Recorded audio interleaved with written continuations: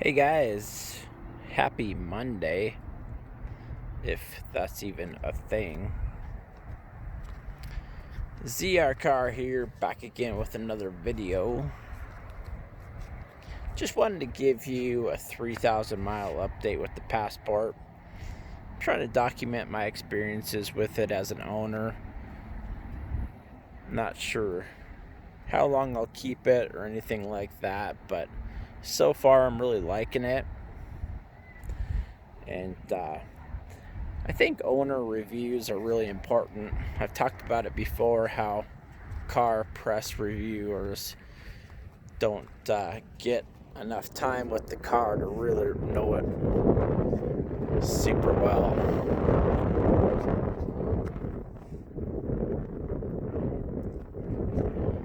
So, if you like seeing owner reviews throughout the ownership of vehicles, hit that subscribe button, hit that like button, and let's get started.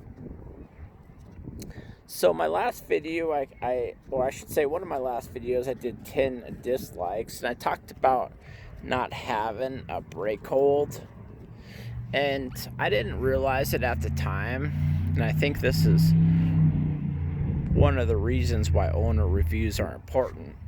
I didn't notice it at the time, but they kind of, in a way, have a brake hold.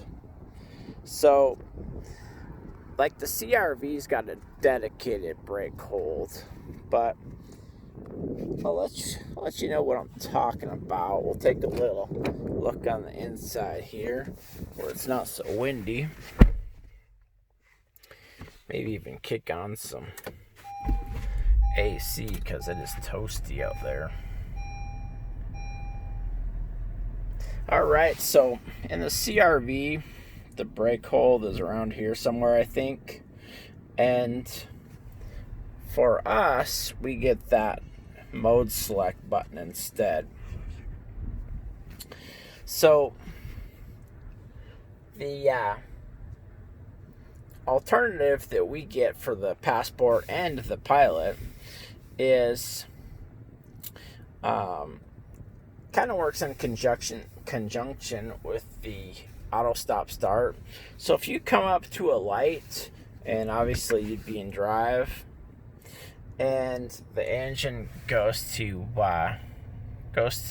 idle cutoff, so the tach there goes down to 0, you can tell it turned off. Well, if you keep your foot on the brake there, and you put it in park, the engine will actually stay off even though I've taken my foot off the brake. So it's kind of nice if you come up to a light, or maybe you're in bumper-to-bumper traffic. You can keep that auto stop start engaged, so to speak, and the engine will stay off until you press the brake again and then put it back in drive. So at that time, the engine starts back up, and you can start driving for your stoplight or your bumper-to-bumper traffic or whatever. So it's not really like a brake hold, but obviously in park, it's not going to go anywhere. So that's kind of nice that you don't have to sit here with the brake on in traffic. You know what I mean? It's like, obviously, if you have to sit there for too long, you're gonna get sick of holding the brake or whatever, what have you. Let's see, what else did I want to talk about? All right. I know it's not a brake hold, but it's kind of a workaround anyway, so I wanted to talk about that. And actually, I kind of just discovered that. I guess one other thing I discovered was that you can put some kind of quick shortcuts on the head unit here too. So when it boots up, I'll show you what I'm talking about.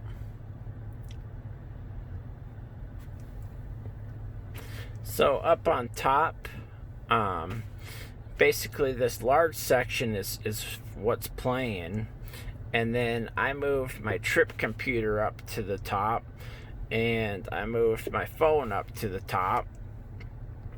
So otherwise I kept having to go into menu and then trip computer, and it was kind of a pain. So one of the other things that are really cool, I'm still getting, I don't know, 24, 25 miles to the gallon. This was only like 4 miles or something for this 22, wasn't far. But we can kind of look at the history here a little bit. And I always say that I average about 25, but it's probably closer to 24 in the summertime. You can see I got the AC on, and I don't put the AC to high, because if you go to recirculate like that, it's basically giving you all the cold that it can give you. So I usually just have a steady breeze going. So I'm averaging 24 to 25 miles to the gallon. I imagine if the AC was off, I'd get 25 pretty easy. Keep in mind, though, that is with the power rubber on. So that econ mode, it does make the throttle pretty numb. So if you want to pull out in traffic or something, make sure to kick that eco off, because otherwise you're going to push the throttle and it's not going to give you the response that you want. So I discovered the quick toggles, pretty cool. I already talked about the wireless charging. I pretty much just leave it off because it won't really charge either of my phones. I've got the Galaxy Note 10 Plus, and I also have the XX Max for the iPhone. And when I put it on the wireless charger, it'll like turn it on, it'll charge for 3 seconds, then it'll turn it back off, then it'll turn it on, and then it'll turn it back off. So if you're buying this vehicle for the wireless charger, don't. Like, it pretty much doesn't work. I don't know how the other wireless chargers work in the other vehicles, but this one is just not that good. Let's see. Overall, I'm really loving the Passport. I know it sounds like I'm complaining a lot, but for the most part, it's really nice. I do turn off that brake mitigation every time because I don't like that false brakes that I get once in a while. Let's see. So, if you guys have watched my other videos, you know that I also have a 2019 Chevy Silverado RST. So it's a Z71, it's 4-wheel drive, and it also has the auto stop start technology. And it works just a tiny bit different. Like, it won't turn the engine off if the air conditioning is going. This will still turn the engine off. This kind of acts normal. It doesn't necessarily care about the air conditioning on or off.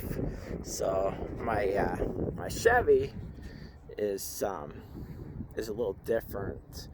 It won't turn the engine off unless that air conditioning is off. So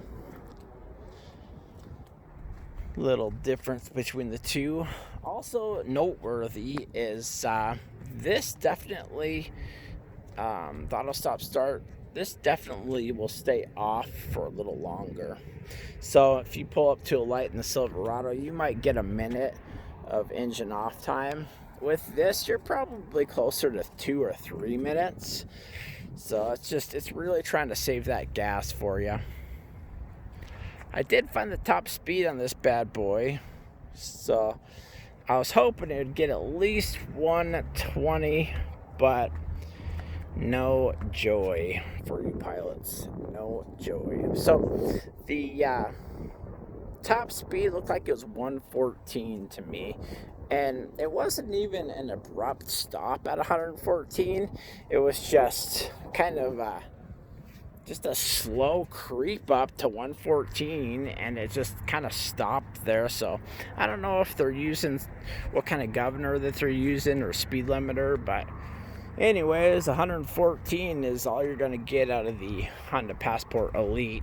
I don't know if the wheel tires limit that, or how the manufacturers decide how fast the vehicle. It's kind of funny because this Chevy Silverado will do 113. So I don't know if it's a government thing or what, but 114 is all you'll get out of the Honda Passport. Yeah. So another thing I want to talk about was I'm going on a road trip. So it'll have a couple thousand miles more by the next time you see it. And I just wanted to get one more video out. So really wanted to document that process as an owner. And I'll let you know how the road trip to the beach went. Should be pretty good, I imagine. I'll let you know the mileage, stuff like that. For 2,000 miles, I should get a good feel of what it's like. It's a road trip, the Honda Passport Elite. Just a little interior view. I keep these shades up just to help with that sun a little bit. And if anybody knows how to turn off this annoying beep that you're about to ready to hear, let me know, because that drives me crazy. A couple other things have happened in the last week that I haven't made a video. Ford announced that Bronco, which I was really stoked about at first. And I still think it's cool, but they're gonna have to try really hard to take my love away for the Rubicon.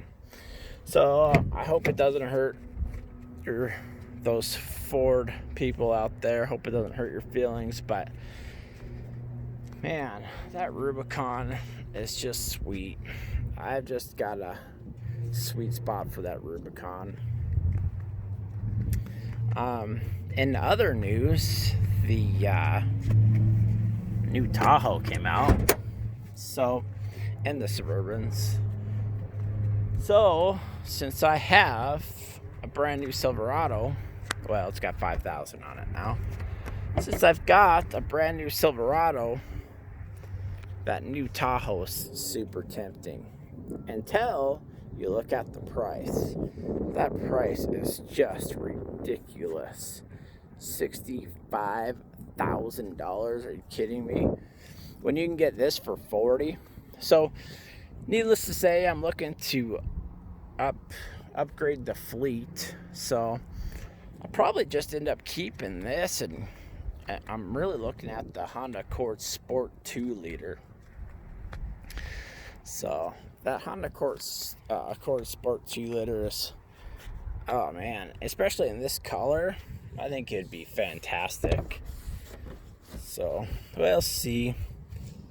I'm gonna see if I can open the hood real quick for you guys without burning the crap out of myself.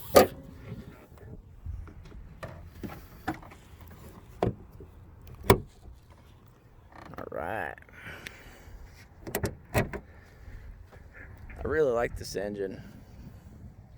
It's sweet. So I just wanted to give you guys an update before I went on my long road trip. I see there's quite the discussion in the comments about fuel mileage, and some people just aren't getting good mileage with these things. But you can see on my trip computer, mine is definitely not bad.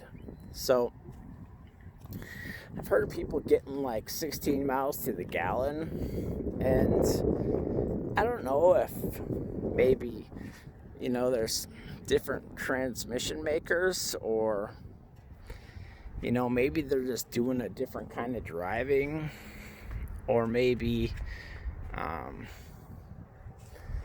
they're not using an econ button like I do.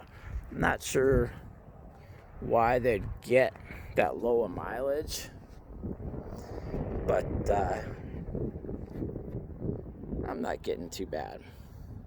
Anyways, there's a little walk around. Hope everybody's doing good, enjoying their summer. And I'll get back up with you after my beach trip. I'd like to get this thing on the sand and see if I can get it stuck. I don't know. Anyways, guys, have a good week. Peace.